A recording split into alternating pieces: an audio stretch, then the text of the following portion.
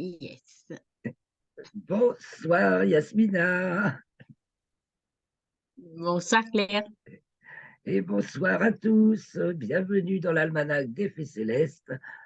Je suis ravi de vous présenter le bulletin astronomique pour la période du 27 février au 7 mars 2023, la deuxième phase de la troisième lune d'hiver nord, été, sud.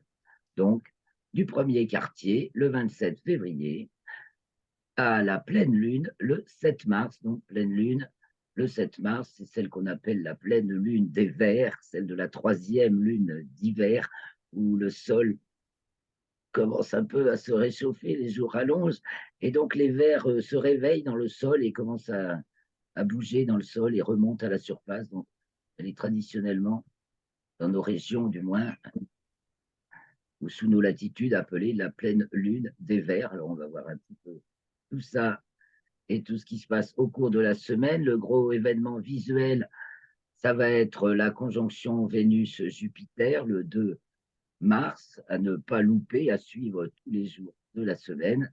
Et puis, bien sûr, la Lune de soir en soir, qui est conjointe à Mars pour le premier quartier, donc la nuit du 27 au 28. Donc, ça commence par là. Et je vais partager Stellarium. Peut-être d'abord, non, vaut mieux faire l'affiche. Alors, j'ai tout préparé là. Après, une fois, c'est bien. Alors, partager l'écran. Et nous allons aller sur la fiche des images. Voilà. Et là, je grossis. On fait un petit coup d'œil d'abord sur les événements de la semaine. Donc, du 27 février au 7 mars, la Lune, tout d'abord. Alors, la Lune, déjà, elle sort des limites zodiacales pour juste avant le premier quartier, donc lundi 27 à 1h22. Donc, à son premier quartier, lundi 27 à 9h05, c'est déjà passé à l'heure où on enregistre. Elle est déjà hors limite zodiacale nord, la Lune. Et mardi 28 à 5h22, donc elle est conjointe à Mars, donc ça se passe très haut, c'est dans le ciel, enfin du moins c'est visible en début de nuit, très haut dans le ciel. Dans la foulée, elle est conjointe à l'étoile Elnat, ça on va le voir le 27 au soir, et on va regarder la Lune par rapport à l'étoile et à Mars le 28 au soir aussi. On verra que la Lune est passée de la droite à la gauche de l'étoile. Alors pendant tout ce temps-là, elle était dans le signe des Gémeaux, donc, et elle arrive elle entre dans le signe du Cancer mercredi 1er mars à 3h40. Elle continue, elle grimpe en déclinaison jusqu'à mercredi 1er à 15h06. Elle atteint sa déclinaison maximale, donc nord, et elle est à 27 degrés 43 minutes au-dessus du plan de l'équateur, donc hors limite à partir de 23 degrés 26 minutes, c'est les bornes que peut atteindre le soleil au solstice. Et donc, quand ça passe au-dessus, bah, c'est hors limite. Donc, une lune de plus en plus hors limite de déclinaison qui atteint des déclinaisons maximales et minimales de plus en plus hors limite jusqu'à ce que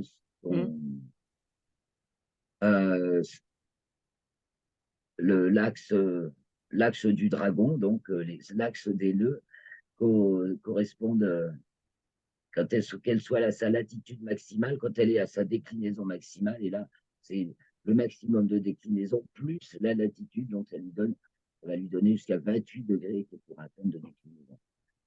Donc, mercredi, pour l'instant, cette semaine, elle atteint sa déclinaison maximale le 1er mars à 15h06, et donc à partir de là, elle redescend en déclinaison. Elle est conjointe à Pollux le 3 mars à 4h14, donc à voir le 2 au soir, on va voir ça. Et elle est à l'apogée, donc elle entre dans le signe du lion vendredi 3, 16h15, et elle atteint son apogée vendredi 3 à 19h, donc au plus loin de la Terre, ce qui nous rallonge un petit peu la phase, la période, donc ça qu'on s'étale sur 8 jours cette semaine. Samedi 4, elle atteint donc sa latitude maximale. Donc ça, c'est par rapport au plan de l'écliptique. Donc 5 degrés, 5 minutes, ce sont les ailes du dragon. Et donc, à partir de là, elle redescend aussi en latitude. Elle rentre dans les limites zodiacales, d'ailleurs, peu après, donc, par rapport au plan de l'Équateur, puisqu'on a vu qu'elle redescendait depuis le 1er mars en déclinaison. Elle rentre dans les limites zodiacales à 6h26, le samedi 4 mars.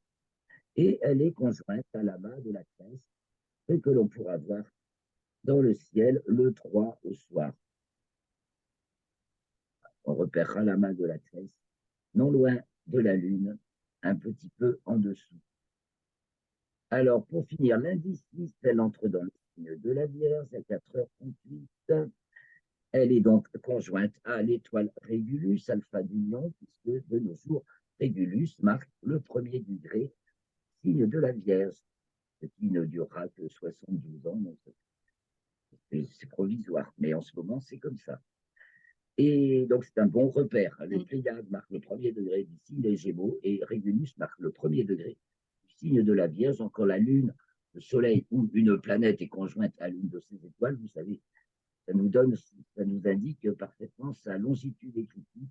C'est facile, en tout cas en ce moment. Et donc, c'est la pleine lune, mardi 7, à 13h40. Et donc, on va la considérer, on va l'admirer, on va la guetter le lundi 6 au soir, on va la suivre dans la nuit du 6 au 7, et on va la suivre à nouveau dans la nuit du 7 au 8. Donc, on va voir tout ça sur Stellarium. Avant, regardons un petit peu tout ce qui se passe au niveau des planètes. Alors, c'est la grande semaine de. Il se passe beaucoup de choses pour Neptune. On commence par Neptune parce que c'est le plus rare. Donc, Neptune change de constellation. Neptune arrive devant la constellation des Poissons. Alors, elle y a bien fait un petit. Elle y a bien fait une avancée déjà l'année dernière. Et sa rétrogradation l'a ramenée devant le Verseau. Maintenant, elle arrive devant la constellation des Poissons vendredi 3. Et elle va y rester jusqu'au 11 février 2029, où elle arrivera dans celle de la baleine, puis après elle reviendra dans celle des poissons, puis la baleine, puis les poissons, et elle arrivera devant le bélier en 2039, le 28 mai. Donc elle arrive devant la constellation des poissons, Neptune, pour 17 ans. Poisson, baleine, pour 17 ans. Et alors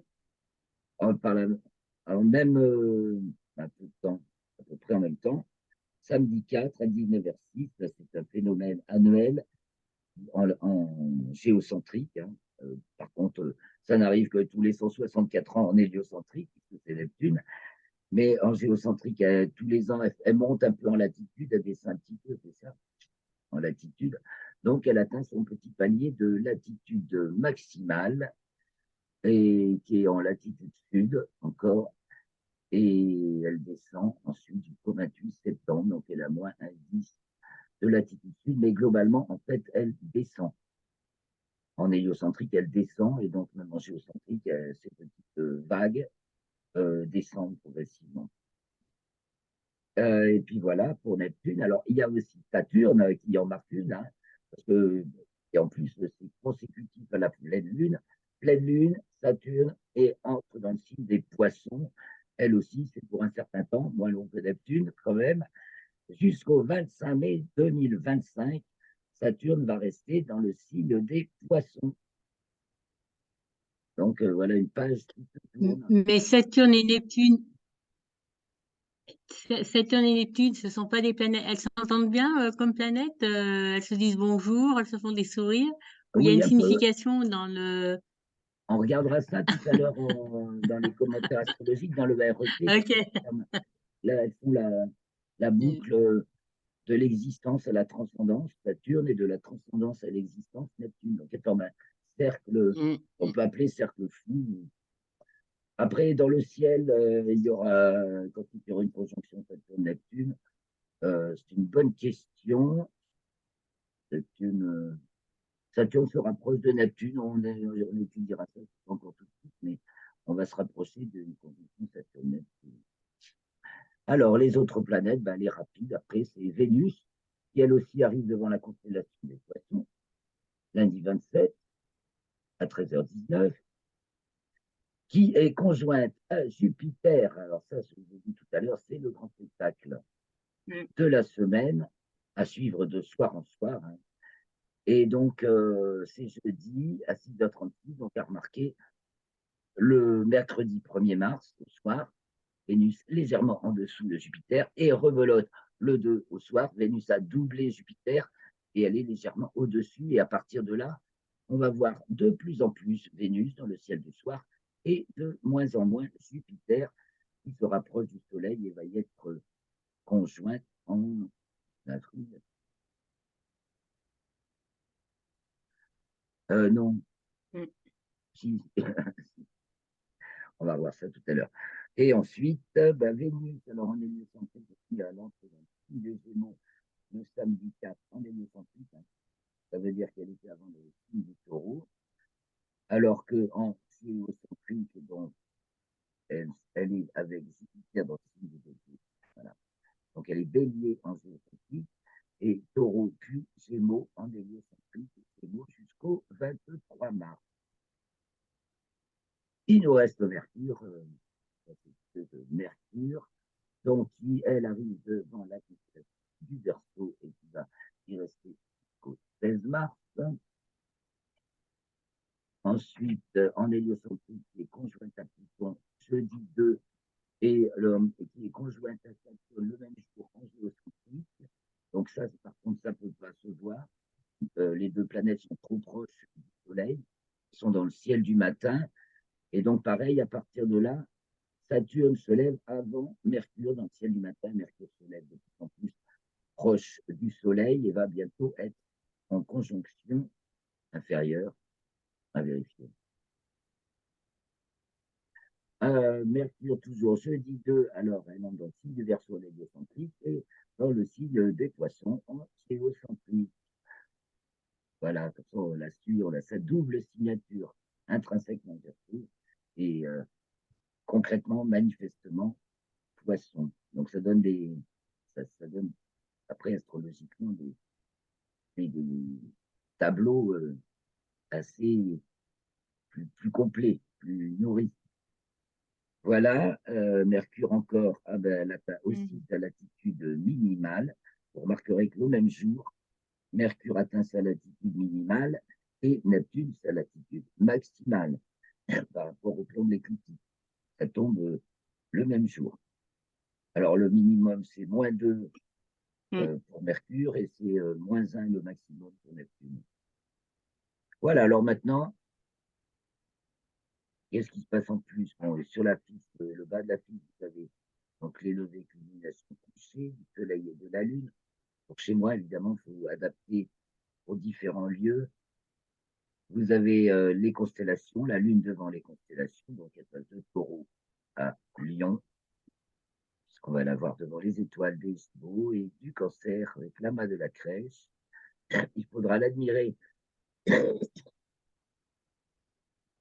Faut admirer le soleil qui se lève hein, sur la Lune toute la semaine, en particulier le 25 vers 1h du matin. On peut voir le soleil se lever sur la mer sur les mers, enfin, bon, toute la nuit, hein, du 24 au 25.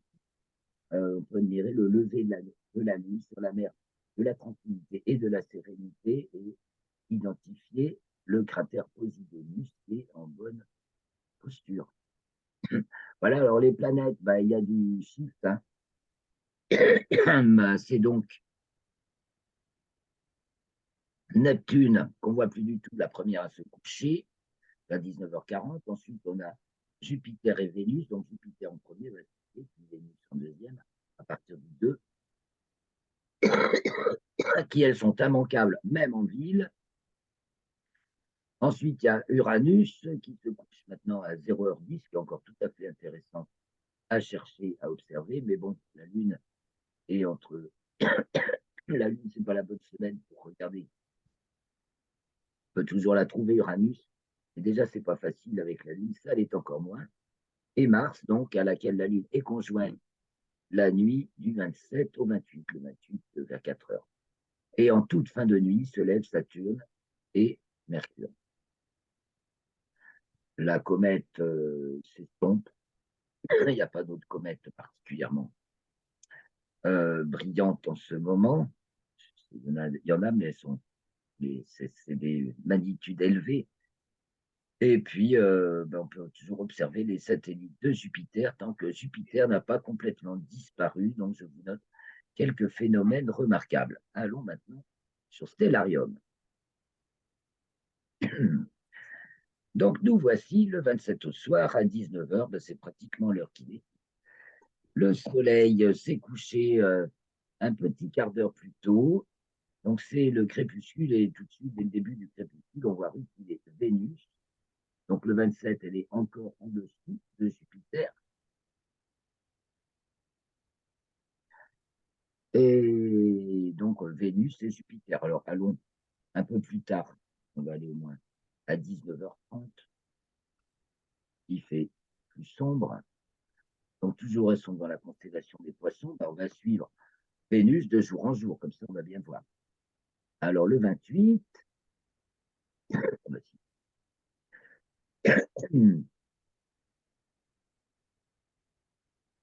le 29, hop, oui, le 29, et non, il n'y a pas de 29 février, le 1er mars. Le 2 mars, le 3 mars, le 4 mars, le 5 mars, le 6 mars et le 7 mars. Oh ben, je rigole, mais enfin, tous les 4 ans, il y a quand même un février. Et l'année prochaine, il y en aura un.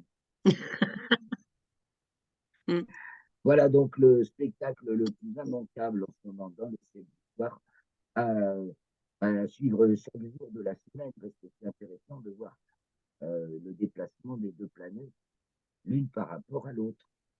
Alors, allons un petit peu dans la soirée, 20h, nuit, 20h, ben, ils commencent tous vite à faire nuit. 20h12, 20h12 et 20h22 le 7 mars, le début du crépuscule astronomique. Il ne fait pas encore nuit noire à 20h.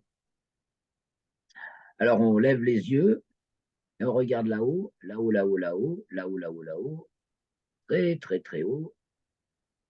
On a Mars. Toujours proche d'Aldébaran. Alors, on va remarquer qu'elle s'éloigne d'Aldébaran. Ici, nous avons les Pléiades. Et donc, Mars, dont l'éclat décroît, mais qu'elle est quand même bien brillante. Et ici, nous avons Capella. Ça fait presque à égale distance de Capella et d'Aldébaran. Je mets la grille azimutale pour voir sa hauteur. Vous voyez, elle est à 70 degrés de hauteur pratiquement. Donc, là, on est le 7 mars. Alors, je reviens, on va la voir dans sa conjonction avec la Lune, je reviens le 27, voilà. Le soir du 27, alors haut dans le ciel, donc, à 20h, la Lune est à la droite de Mars, la demi-lune. Vous voyez ici Aldébaran, ici les Pléiades, Elnat, donc la Lune va être aussi conjointe à l'étoile Elnat, l'état du Taureau. Et Mars, jour après jour, galope aussi, avance assez vite, s'éloigne d'Aldébaran maintenant, cette trace. Le lendemain, la Lune, un peu plus grosse, est passée à la gauche de Mars. On a toujours, alors, c'est le début de la nuit, on est du côté du sud et on voit culminer Orion, passe droit au méridien avec son arc tendu, Sirius qui s'élève encore, et puis tout le grand jet de l'hiver, donc avec les trois mages, ici Bételgeuse, on part de là, Aldébaran, Capella, Castor et Pollux, Procyon du petit chien, Sirius du grand chien, Griselle d'Orion et nos trois mages. Tak, Alnidam, non, c'est Mitaka, Mitaka, Alnidam et Alnitak. Je répète à chaque fois, mais c'est les étoiles les plus brillantes du ciel, donc avoir déjà pris ce repère du ciel d'hiver, c'est génial. En plus, comme on y voit évoluer, en particulier Mars en ce moment, bon, ça vaut le coup. Alors, je rappelle où se trouve Uranus, pendant qu'on y est, elle est toujours là, par là, devant le bélier, ici. Voilà, ça fait une espèce de triangle. Elle est à mi-chemin, alors soit on la repère à mi-chemin entre amal du bélier et cette étoile qui n'a même pas de nom, qui marque la fin de taureau. Là, si on prolonge le V vers la pointe, il y a encore une étoile et une autre. Magnitude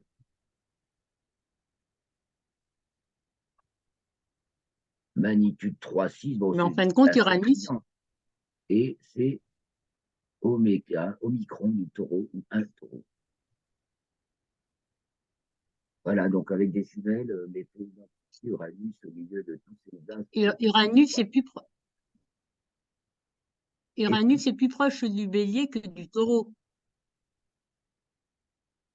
Quand dans la on, constellation, voilà, elle est devant quand, le bélier. quand on regarde l'image, Uranus, on a l'impression qu'elle est plus proche du bélier Ah oui, que de elle la est devant. constellation du taureau.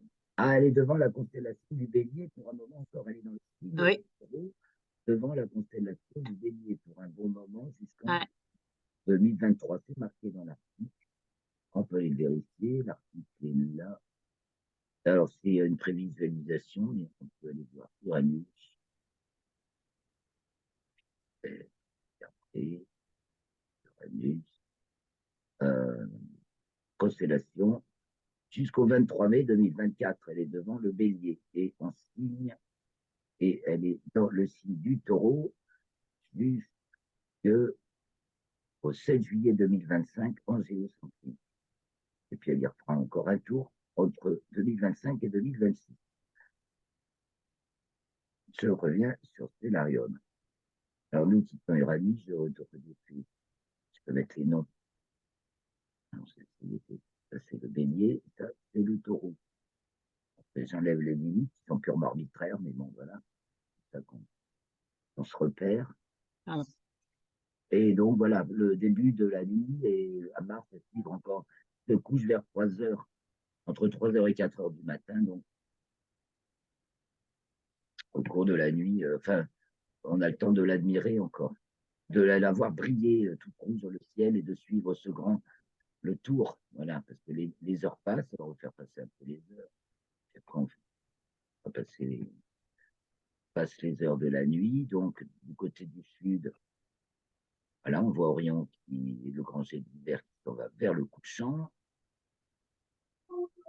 et voilà, et qui se couche aux alentours de 0 heure, et au minuit vrai. Et donc, au minuit, passe le lion. Le lion trône à minuit, enfin en milieu de nuit dans le ciel. Et donc, nous allons retrouver la Lune le 1er mars et la suivre de soir en soir. Maintenant, il est minuit, elle est présente de plus en plus tard dans la nuit, donc elle se couche de plus en plus tard en deuxième moitié de nuit et se trouve dans le ciel l'après-midi. Elle est grosse déjà, elle va se lever de plus en plus tard quand même dans l'après-midi. Donc, suivons-la de nuit en nuit. Un peu. Donc, nous sommes ici le 1er mars à 0 heure, donc nuit du 28 février au 1er mars. Nuit du 1er mars au 2 mars, elle est sous les Gémeaux. Nuit du 2 au 3 mars, elle arrive devant le Cancer. Ici, on a l'amas de la crèche. Voilà. Donc, ça, c'est. Ah ben non, c'est déjà le 4 à 0 heure. Là, c'est la nuit du 3 au 4. Des fois, les boutons passent trop vite. Nuit du 4 au 5, elle est entre le Cancer et le Lion, donc elle approche de la constellation du Lion. Elle est de plus en plus ronde, bien sûr. Et nuit du 6 au 7, elle est là, pile au-dessus de Régulus. Et alors là, on va aller voir à quelle heure elle se lève. Là, on va arriver le 7 à 0 heure. Et là, elle est sous le Lion, sous le fer à repasser, toute ronde. Alors, on va aller la regarder à son lever. Elle va se lever. Alors, on va tracer aussi l'écliptique. On voit qu'elle est au-dessus. Elle est en train de redescendre en latitude, mais elle est encore au-dessus de l'écliptique. Donc, elle prend un peu d'avance par rapport euh, aux, à l'heure normale, pile opposée au soleil, quoi. Donc, elle va à 18 h le 6, elle est déjà levée. Et donc, elle est sous le lion et elle va culminer très haut encore, pas assez haut. Pas- Elle va culminer de moins en moins haut quand même à partir de la pleine lune, même de cette semaine. Donc voilà, ça c'est à sa culmination, 56 degrés de hauteur à peu près. Et on va la suivre toute la nuit, on va la retrouver au matin. Voilà, elle va se coucher un petit peu après le lever du soleil. Ah là, c'est déjà son lever là. Non, alors, je me suis trompé. Je me retrouve le 6 à 18 h à son lever. Je voulais faire le tour de la nuit alors. Le tour de la Mm. nuit. Je suis tourné dans le mauvais sens. 4 h, 5, 6 h, 7 h. Elle est sur le point de se coucher le 7. Et donc, on va la retrouver ensuite le 7 au soir, passer la pleine lune, puisqu'elle est à 13h47, hein, la pleine lune. Et donc, le 7 au soir, le soleil va se coucher à 18h46 chez moi. Il est là 18 h, à 19 h, elle est levée, elle se lève à la même minute que le soleil se couche. Ah oui, elle se lève quand le soleil se couche pile. Et pareil, alors elle est arrivée sous la queue du lion et elle va passer la nuit, elle va quitter un petit peu moins haut que la nuit précédente et elle descend par rapport au plan de l'écliptique. Je vais quand même un peu. Enfin, c'est sympa de repérer un peu. Elle culmine à 1h28, là il est 3 h, à peu près lors de sa culmination, une cinquantaine de degrés de hauteur, un peu moins haut que la veille, et elle descend, donc elle culmine plus tard, et elle va se coucher plus tard, à partir de la pleine lune, on va la voir dans le ciel du matin, de plus en plus tarnée, de plus en plus tardivement. Voilà pour la Lune. Ben, voilà. Du coup, ben, on voit beaucoup la Lune, on voit pas beaucoup, on voit moins les étoiles. Au petit matin, quand même, on a regardé le soir. Au petit matin, donc c'est le Scorpion qui culmine. Le Sagittaire qui se lève. À l'est, Pégase émerge. À l'est, il y a le grand triangle de l'été, donc qui commence à s'élever. Au nord, la grande ours repique tout droit vers le sol.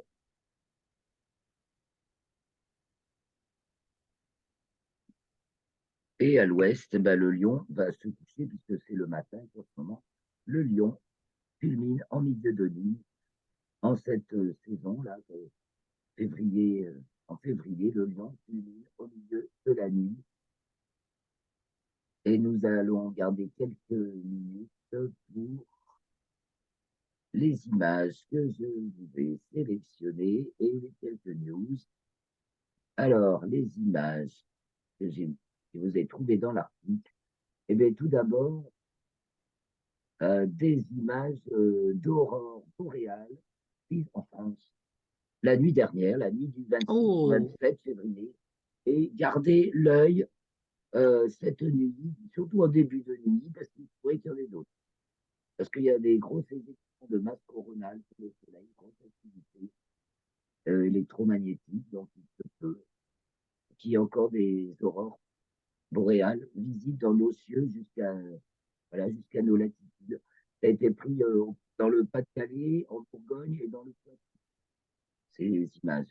ah, c'est joli, hein? Ouais, bah ouais, c'est Ah vachement là, beau. on voit les étoiles là-bas. Ah là là, mais c'est beau. Ouais, Ah là là, on sent qu'il y a une vie en haut là-bas. bah, c'est notre atmosphère là. Ah, Ça veut dire qu'il y a des trous c'est dans trop, l'atmosphère. trop beau. Mm. Parce qu'on voit les étoiles sur une photo, pas là où il y a le vent, mais celle d'en bas, celle-ci. Ouais, On voit comme des étoiles, on voit comme. Ah, c'est joli, hein? la transmission est pas mauvaise alors. Parce que moi, bon, j'ai fait une copie. Ah ouais. Non, non, c'est des belles photos. Et même à côté, hein, la violette, parce que Mais elles sont très jolies, hein, c'est des belles photos, hein. Alors après, des photos d'aurore, il y a une galerie de des photos d'aurore. Et ben, On des entend moins? souffles, là. Ah, pardon, je disais, il y a des photos. Il y a une galerie entière de photos d'aurore boréale. C'est sur spaceweather.com, là. C'est à couper le souffle. Là. Il y en a des magnifiques. Par rapport même, ça, Ah, c'est celles qui ont été photographiées en France, mais il y a des photos. Puis un peu au pied levé, parce que les gars, ça a beau être des observateurs météo, pour la plupart, euh, ça n'arrive pas tous les 4 matins chez nous. Donc, il fallait être prêt à dégainer mmh. l'appareil. Mmh. Mais, et alors Non, voilà, mais c'est d'autres belles photos, hein. photos. Alors ça, ce sont les Puis célèbres on voit bien le vent. Oh là là! Oh. les galaxies de Ah, Bode c'est beau. Mmh. dans la Grande Mmh. Ourse, M81 et M82, galaxie du Cigare. Ah Et là là. voilà. C'est de nos le favorite avec Loïc au télescope, parce on peut voir les deux dans le même sous le télescope. En gros, pas trop. Mmh. Elles sont amusantes à trouver et faciles à montrer, à partager. Donc une belle Non, photo. mais c'est joli, hein. Alors une autre photo qui n'est pas, Oh! elle n'est pas de grande qualité, parce que si vous regardez de près, vous verrez même que la Lune, elle est un peu baveuse et il s'agit de Jupiter et de Vénus Ouais. dans le ciel de, vous l'aurez reconnu, n'est-ce pas, l'île de Pâques. Alors le gars, c'est pareil, il y était, il a un peu bougé, mais bon, On ben, n'entend plus? plaisir à voir. Quoi. Mmh. Donc c'était le 22 février. Et donc on a Jupiter, non, oui, Vénus, c'est Vénus sur mon site, et Jupiter ici. Ça marche dans l'autre sens, c'est dans l'hémisphère.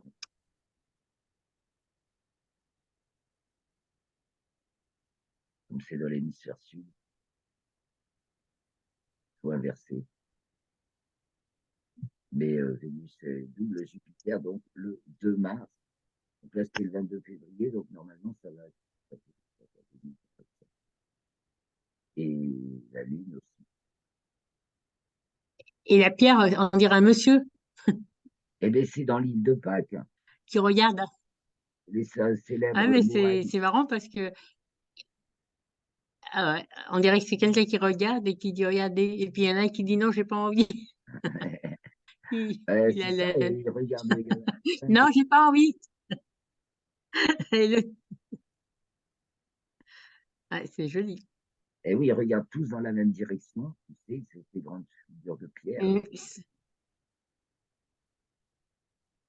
Et voici la Lune, Jupiter occulté par la Lune, enfin, juste avant l'occultation, c'était aussi le 22.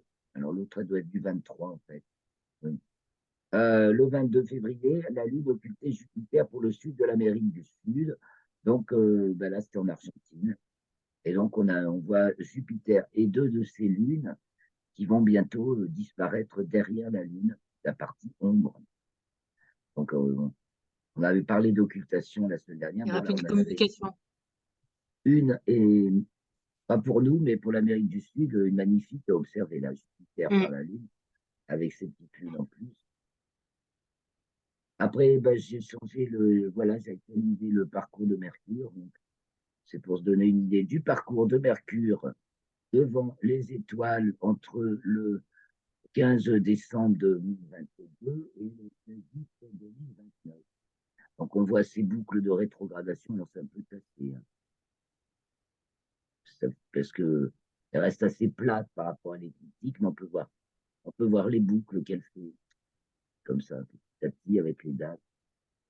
Et donc elle va rester devant les poissons. Donc maintenant, voilà, ici, elle arrive devant la constellation des poissons et elle reste en 2029. En fait, après, elle arrivera et elle repassera dans la baleine, puis dans les poissons, et finira par arriver dans le bélier en 2039 seulement. Et une photo Ah, d'accord. de nos collègues astronomes amateurs de Millau, un magnifique filet d'étoiles dans le plan de l'équateur, au-dessus du viaduc Ah ouais, ah, c'est beau. d'Edo. Et on remarque que c'est le plan d'équateur. Ah, ah, ouais. Là, il y a une ligne droite. À partir de là, les courbes vont comme ça. Et de l'autre côté, les courbes vont comme ça. Et là, on sait qu'on a un filet d'étoiles dans le plan de l'équateur. Ah bah ouais, c'est une belle. On a des photographes. Ah, c'est joli, hein. Ah ouais, C'est beau, hein. yes. On voit le mouvement. Mm. Alors, il reste des nouvelles du rover Huron. Bah, justement, c'est pas de nouvelles. Et la sonde de la NASA, donc on est sur Mars, hein.